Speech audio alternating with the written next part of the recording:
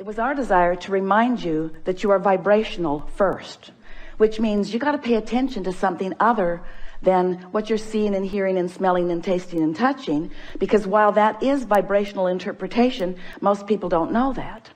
So it was necessary to help you to understand that you are emitting a vibrational signal in order to help you to understand that your signal that you are emitting is being answered all the time, and that's what equals your life experience, period. Most humans don't know that, and in many cases don't want to know that because they don't want to assume responsibility for what's coming, especially the parts they didn't want to come. Abraham, I'm sure I'm not the creator of my own reality. I would not have created that. And we say, we didn't say you did it on purpose, but you did do it. You did do it. Sounds a little blameful, doesn't it? You did do it. But when you realize that you have creative control of your experience, because you have vibrational control of your experience, because you have focused control of your experience, because you have the ability to focus, then you say, all right. But then when it's hard, you say, not all right. This shouldn't be this hard. This shouldn't be this hard. And then you say something, which is the last thing we ever want to hear from you. I'm not good at this. But you are good at it. You just don't know you're good at it. You just haven't practiced being good at it in the way that really gives you the clarity. And that's really what we're going to be talking about here today. If you've been following us for a while, you've heard us say that you are the creator of your own reality. Blah, blah, blah. Enough of that. And that you live in a vibrational universe. Blah, blah, blah, blah, blah. Enough of that already. But you do, and you are. So, blah, blah, blah. So, here you are, the creator of your own reality. And life is constantly throwing things at you, isn't it?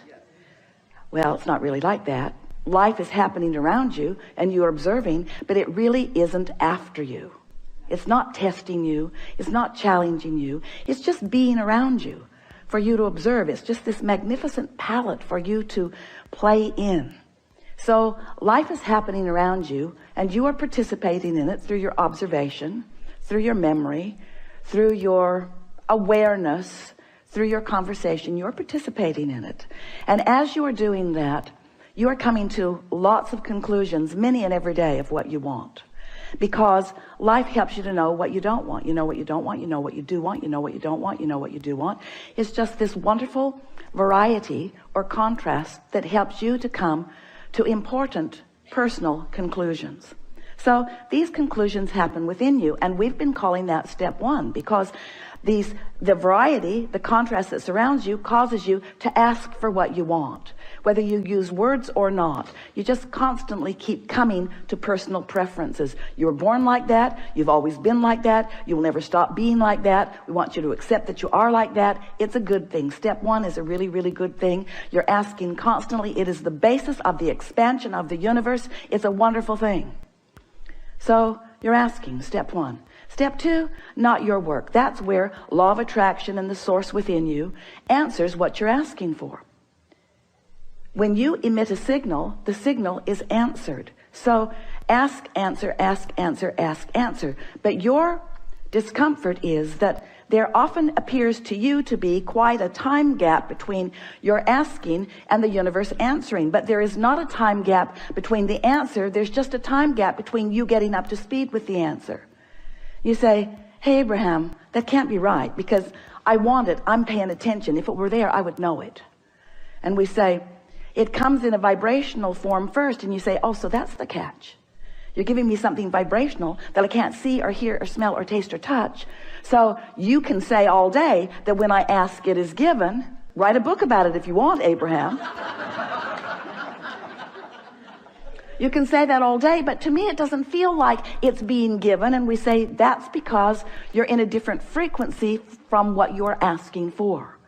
You have to line up with what you're asking for. In other words, when you want more money because you clearly do not have enough, when you feel frightened or bound or in trouble financially or just not satisfied, when you feel that way, you are that way.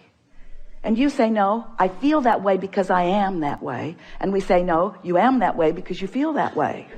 In other words, it works differently than you think it does, but you've been observing it for so long, you don't know which came first. But what comes first always is your vibrational countenance. And then the manifestation just matches what you feel like. So if you want more money and you feel like you don't have enough money, you can ask all day, all day, all day, every day. You can write long lists of it. But if in your belly, if in your being, if you're feeling the fear or the absence of money, then you've got a vibration going that's different from the answer that you seek. You want more money, but your vibration says, I don't have enough. And the universe says, and law of attraction answers you with what you're feeling. So a lot of our physical friends, especially in the beginning, say, well, then it doesn't seem like I can get there from there. It doesn't seem like I can get to where I want to be from where I am. Because if I am missing something that I want, and I'm aware that I'm missing this thing that I want, and in fact, the reason that I'm speaking about it so clearly is because it's missing, and that's why I want it, then how do I get there? And we say, you have to feel like it feels to have it. And you say, okay, then give it to me and I will. And we say, just try a little bit. Just try a little bit to not activate within yourself so often the vibration of what's missing, and focus yourself into activating the vibration of what you want. It is not as difficult as you think. So step 1 is contrast causes you to ask. Step 2 is it is given vibrationally, so there is no gap really. Step 3 is you have to convince yourself there's no gap. That's the work. You got to feel it as if it is in order for it to be. And we know you balk at it, but many of you are practicing this and are finding it. Many of you are understanding the laws of the universe, and you're finding ways to focus yourself into feeling good without needing all of the evidence to be there first. Do you hear how important that is? If you don't need the evidence for what you want to be there first before you feel it, then you are able to accomplish the vibrational countenance of it before it is, which means now it must be. And Esther said, please, please, please, let's call it step 4. Please, please, please.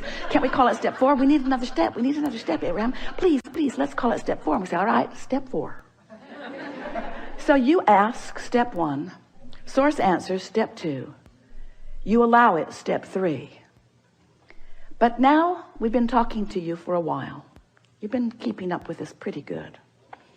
And we're saying to you that if you don't try so hard, if you just accept that you are naturally good-feeling beings, and when you wake up in the morning, before you start thinking about the things that you've got to do that you don't want to do, before you start remembering the injustices of yesterday or 10 years ago, before you remember that you're going to that place today to work that you really don't want to be, before your kids get up, before any of those things happen that challenge your sense of well-being, if you can get hold of that sense of well-being and just sustain it for a little bit with really general thoughts, because if you get specific, it usually doesn't work as well.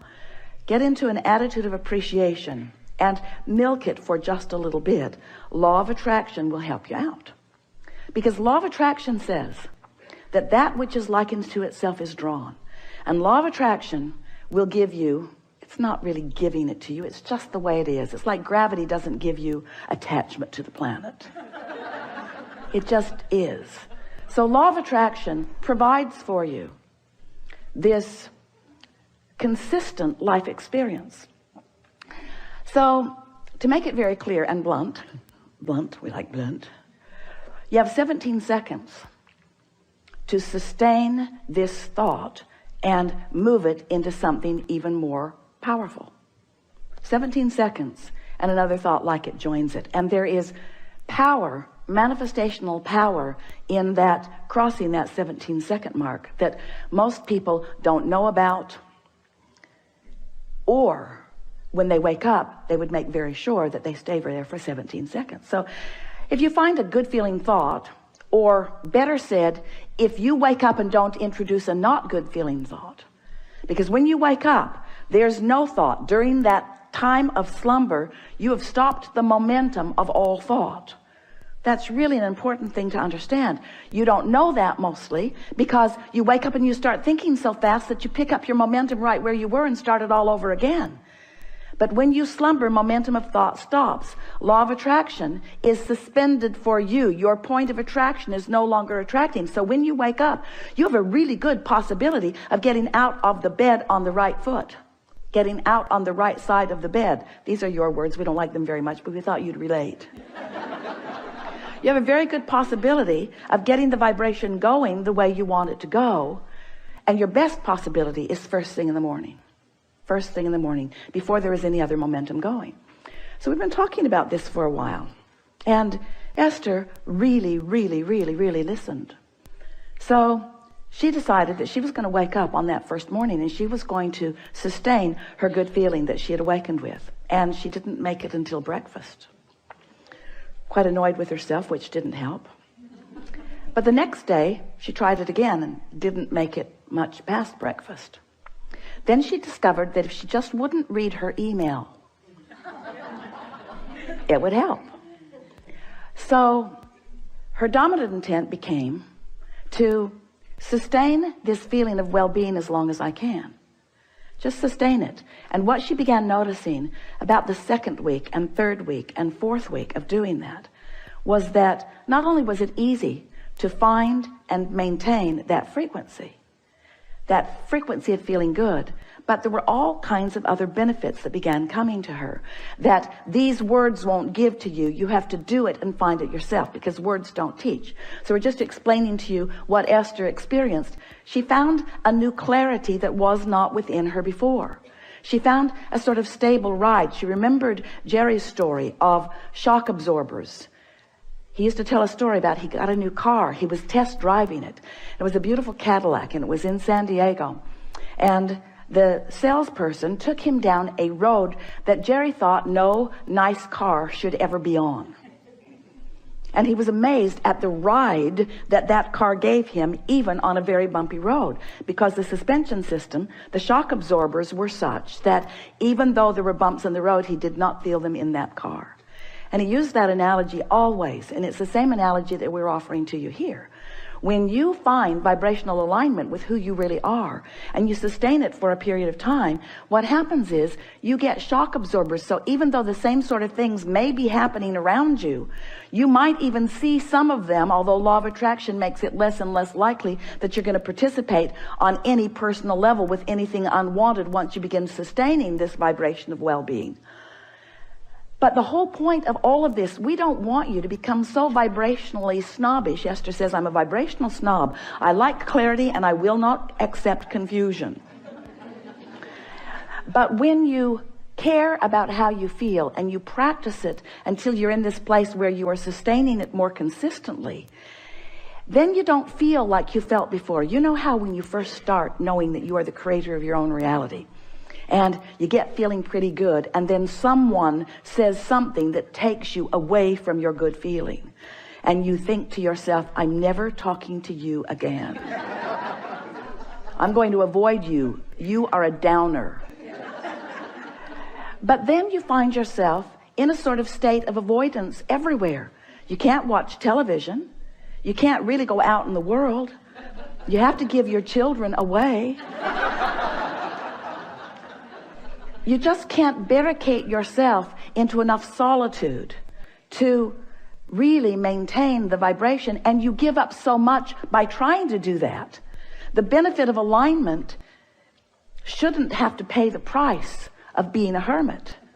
You should be able to practice your alignment until you're so good at it that you can go anywhere, be anywhere with anyone, and maintain your vibration. And let's call that step 4.